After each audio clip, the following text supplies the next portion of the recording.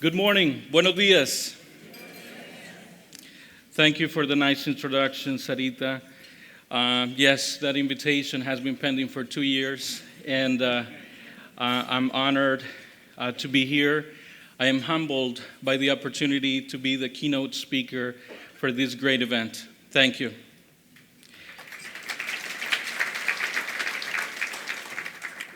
My name is Luis Canales. I am a former undocumented immigrant to the United States, a former asylee to this country. I am a former legal permanent resident, but I am now a United States citizen.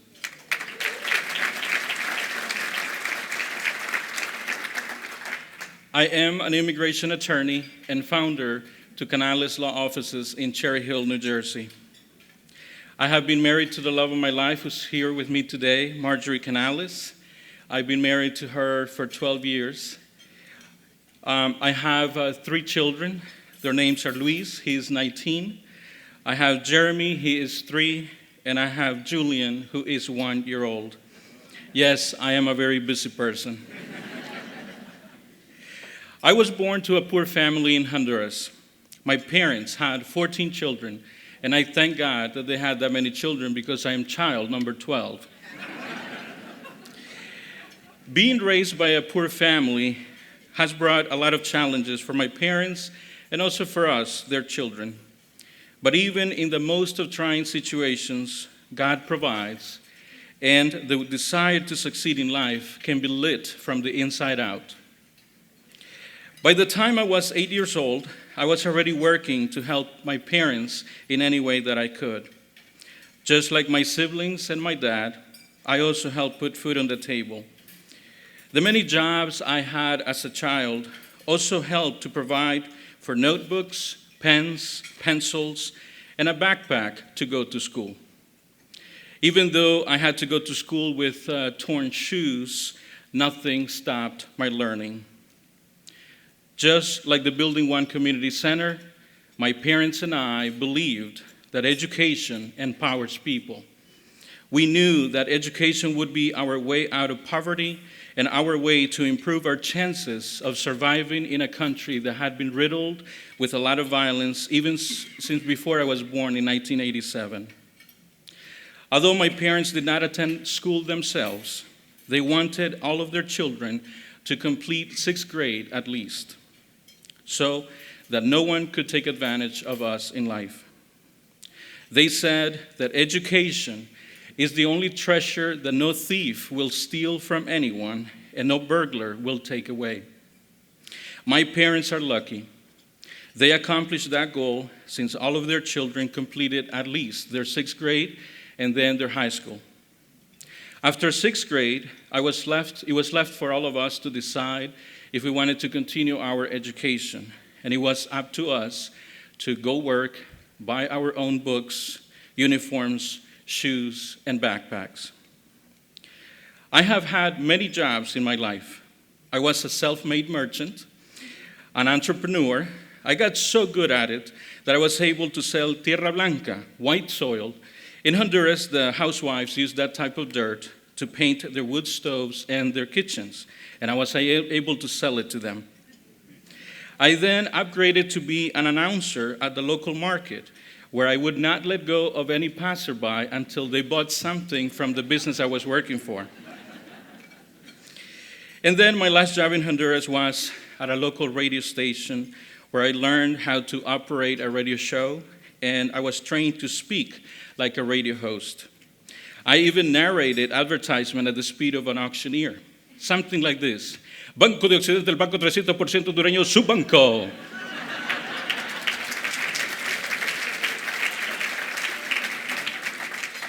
God blessed all of my parents' children in one way or another. Intelligence seemed to be the gift of choice.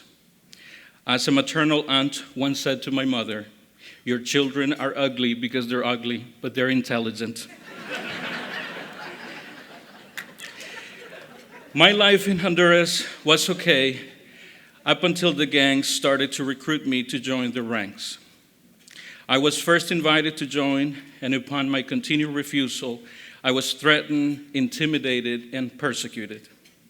My disgust for the gangs grew more and more as they continued to pursue their desire to have me join their gangs. I was a student then, and my speaking engagements, I chose gangs, drugs, and violence as my main topics. I even spoke in front of local leaders that they had to do something to help our community. The last engagement I had that was broadcasted over the radio station, that is when my life took a drastic turn. After listening to my participation over the radio, the gang members put a target on my head. They would exterminate me one way or another. They chased me around on a few occasions, but there is one incident that almost prevented me from being here today. One morning, while I was on my way to the radio station, I was traveling on my bicycle, and I noticed that someone was following me. I started to pedal faster and faster, and the person following me did the same. Then, while looking over my shoulder, I noticed that the person following me was a gang member because he had tattoos on his face and arms. When I realized that he was there to hurt me, I started to ride my bicycle as fast as I could while going downhill on a steep gravel road. When the gang member realized that I could get away, he stopped his bicycle and pulled out a chimba out of his pocket and pointed it at me. A chimba is a homemade gun. My instinct told me to zigzag down the road so it would prevent any bullet from hitting me. And then, pow! The gang member fired at me. God protected me that day, and a miracle happened. At the very moment that the gang member fired the chimba, I lost control of my bicycle, and I fell face first on the gravel road. The impact was so strong that it knocked me unconscious. To the gang member, he had accomplished his goal of killing me, and he left me for dead in the middle of the road and took off. Thankfully, the bullet did not hit me. About 15 minutes after the impact, I regained my consciousness. Even though my eyes were open, I could not see. Because of the impact, my brain had shut down completely, and my vision was the last thing to come back. I started crying, thinking that I was dead. I felt someone washing my wounds. I asked, "Where am I?" And the lady responded, don't worry. You are safe now. No one is after you. You are inside my house, and I am just cleaning your wounds." I started to feel a lot of pain throughout my body. When my vision came back, I could see the lady removing small rocks from my body. I had some small rocks incrustated in my body. When she was cleaning the wounds, I could feel every type of pain, and I could also see the blood coming out of my body. At that very moment, I realized that I could no longer live in Honduras. The gangs had tried to kill me, and they had missed. They would not miss the next time. It took about 1 month for my wounds to heal, and I spoke to my parents that I would have to leave Honduras or the gangs would find me and kill me. One day at 6 o'clock in the morning, at the young age of 16 years old, I was forced to leave my parents, my family, and my country, Honduras. I took a bus to Guatemala. Then I arrived to the southernmost city of Mexico called Tapachula, where I waited for the cargo train, which is most famously known as La Bestia, the beast. I got on the cargo train and I saw with my own eyes why that train is called the beast. There were hundreds of immigrants on the train, and all of them had one goal in mind: make it to the United States. No matter what you did, Your number one job while you were on the train was not to fall asleep, or else you would end up being cut in half by the train wheels. I tied myself to the train with my own belt. Some people were lucky to find a flat surface where they could sit down or lay down and maybe sleep. But those spots were scarce on the cargo train. At times, the train would ride for 2 days straight. Unless you were carrying food and water with you, you weren't able to eat or drink. Some immigrants jumped off the trains at the towns that we were crossing, and they were doing that to get food. But they were not able to get back on the train because the train did not stop for anyone. Some did not even make it to the next stop because they fell from the train and suffered great injuries, and some even death. The most horrifying thing that I ever saw was a man who was in the cargo car in front of me. He fell and he was cut in half by the train. I was lucky enough to make it all the way to the United States on my first trip. I waded across the Rio Grande River, got to the other side, and immigration officers detained me. They sent me to a shelter called the Nixon, Texas Shelter Care. This was one of the shelters that were contracted by the Office of Refugee Resettlement to house minors. Once at the center, I was told that I could not remain in the United States because I did not have family to take care of me. Thus, I was sent back to Honduras, where 1 week after my arrival, the gangs were after me again. I knew that sooner rather than later, they would kill me.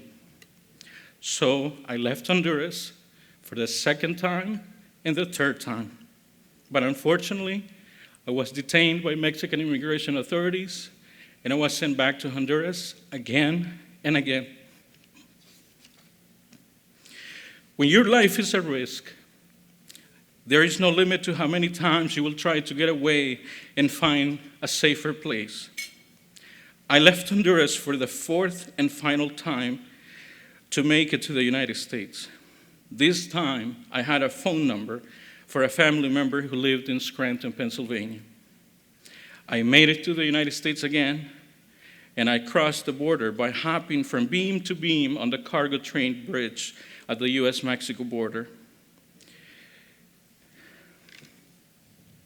These right here are the shoes that saved my life. I made my 4 trips to the United States with these shoes, and these shoes are worth $1 million to me because they saved my life.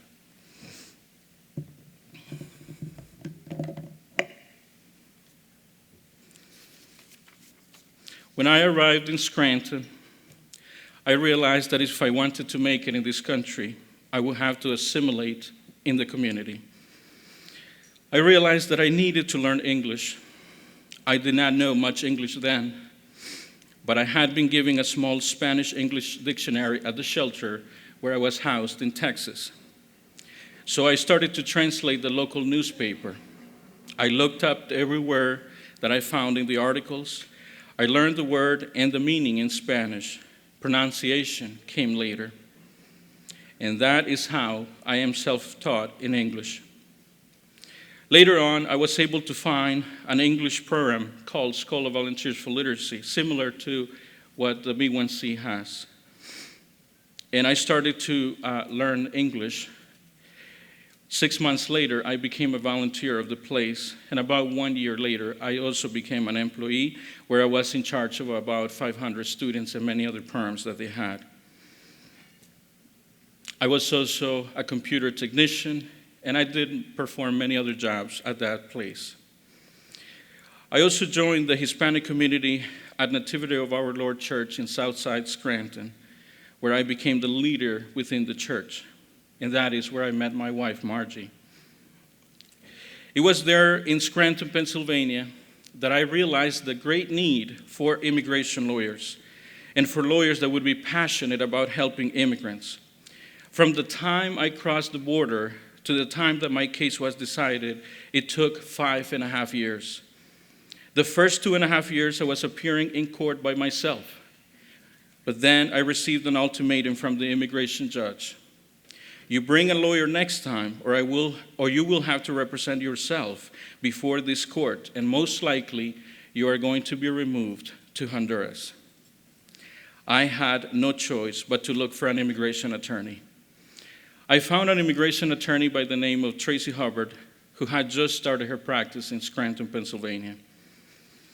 It was August 5th of 2010 when Tracy, my wife Margie, my parents Roman and Lucia, and I appeared before the immigration court in Philadelphia.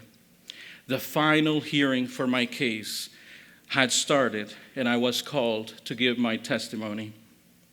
I remember that I gave my testimony in English, which was not seen, as the judge said, in that short amount of time. During my testimony, I relived every fear. I felt the pain from my scars, and I feared being returned to Honduras once again. That day was it.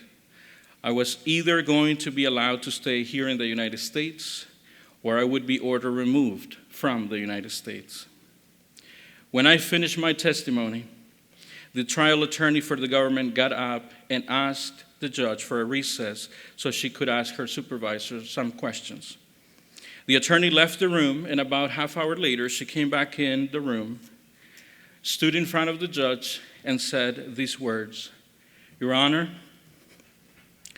the government is asking you to grant asylum in this case." I get goosebumps. It makes me cry when I say those words, because that is the day that my life changed forever. That is the moment that made it possible for me to be here today. Had it not been for my asylum being granted, I would have been sent back to Honduras, where I would be 6 feet underground right now. After my asylum was granted, I started my undergrad education at Merritt University in Scranton, Pennsylvania. 1 year later, I became a legal permanent resident. By 2014, I graduated with honors with a Bachelor's of Art in English, and I also became a naturalized citizen of the United States. I started law school not too far from here in Springfield, Massachusetts, at the Western New England University School of Law. I then transferred to Villanova University in Philadelphia, Pennsylvania, or near Philadelphia, Pennsylvania, where I got my Juris Doctor degree in 2017. In 2018, Jeremy, my 3-year-old, was born. I remember that when he was about 2 months old, I was taking care of him at home because my wife had gone back to work at CHOP in Philadelphia. I remember I was holding him in my arms, and I opened an email from the New Jersey Board of Bar Examiners, and it said that I had passed the bar exam. I almost dropped the poor baby. I was crying, I was jumping, I was so happy for having achieved such a daunting task. Don't worry, nothing happened to the baby, he's okay. I was sworn in as an attorney on October 22nd, 2018. 2 days later, on October 24th of 2018, I established Canales Law Offices. I started in a very small office in a corner of a building in Cherry Hill, New Jersey. In the beginning, I was everything. I was the receptionist, the secretary, the paralegal, the bookkeeper, the manager, and the attorney. Later on, I hired my first employee. By year 1, I moved to a bigger suite in the same building, and I had hired 2 more employees. By year 2, we moved to a bigger suite in a beautiful 5-story glass building nearby the previous location. By year 3, I had hired the first associate attorney, and we had 5 employees in the firm. Just about 1 month ago, we rented a bigger suite within our building where we now have 6 employees, and we are soon to hire 4 more on Friday.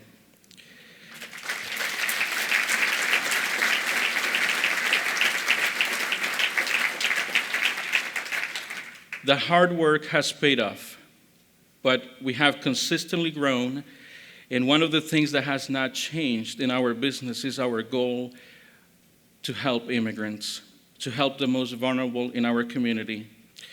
And we want to help them achieve what I have achieved, the American dream. I want other people who have been in immigrant shoes to be in my United States citizen shoes now. I want them to also obtain legal status. Before I finish my participation here today, I would like to ask you some questions, and I want you to ponder on these questions. Have you ever planted a seed? Have you ever watered the plant? Have you ever harvested the fruits from your garden? If you have, you know that but for your actions of sowing the seeds, watering the plant, taking care of the garden, there would not be any vegetables or fruit to harvest. Let me tell you that all of you who are here today and all of those who sponsor the Building One Community Center are like a person who plants a seed, who waters a plant, and who takes care of it. Were it not for you, the plant would not achieve its full potential. But for your selfless act of giving, the many immigrants who benefit from the Building One community programs would not have achieved their dreams. And we heard some of those stories here today. You have made a great difference in the lives of many immigrants, and you will make a great difference in the life of many more to come. Immigrants are a special group of people. They are hardworking. They are family-oriented men and women whose purpose is to provide the best they can for their children and their families. They're not criminals. Immigrants come to the United States for many reasons. They come here in search of safety, in search of work, in search of a better life. All they want is to achieve their full potential, and it is up to us to help them. It is our turn to plant that seed. It is our turn to water that plant. And if we don't take care of that garden, we will not see the fruits. We will not harvest anything later on. Let's support the Building One Community Center. Let's give them all we can so we can keep on helping the immigrant community. Remember that B1C programs educate, empower, employ, and engage immigrants and the broader community. The immigrants they help can be the next professionals or entrepreneurs. Their children can be the next doctor, teacher, nurse, or even a lawyer. Let's make sure that we don't stop short when it comes to our giving. Remember, the more we give, the more we get back in return. On behalf of the immigrants that benefit from the programs and services provided by the Building One community, I must say to you all today, thank you, thank you, thank you for all of your help. Let's keep on helping. Let's keep on giving. Let's keep on making dreams come true, and let's keep helping immigrants to achieve their full potential. Thank you.